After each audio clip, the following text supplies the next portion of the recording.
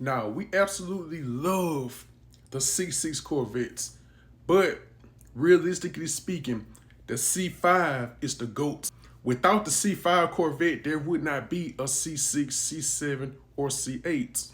Now, the C4 Corvette is where things started to go downhill for the Corvettes. Sales were declining, no one was buying the C4 Corvettes, and on top of that, the C4 did not have the performance to keep up with its competitors as well as the other GM performance vehicles. So GM created a cheat code for the C4 Corvettes. Now, they put the LT4 in the manual C4 Corvettes as an attempt to get the C4 back on the markets and increase sales.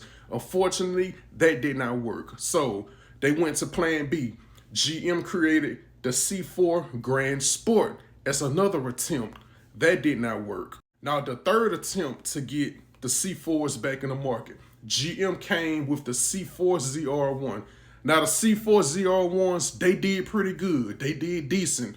The C4 Grand Sports, they did decent as well, but the nail was already in the coffin for the C4 Corvettes at this point. Callaway made the C4 Sledgehammer car, and not even this could make people go buy a C4 Corvette.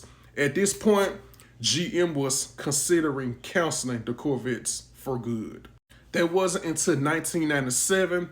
1997, GM went back to the drawing board. They ditched the traditional setup on the Corvettes and came from an entirely different angle.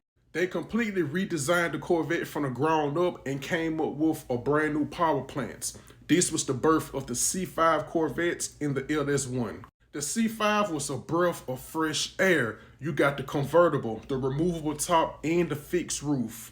The C5 Corvette passed the C1 through C4 in every department, from looks to performance. They didn't stop there. They kept it going. They bought the C5 Z06, which absolutely took Corvettes to the next level. The C5 Z06 was better than the standard Corvette in every way.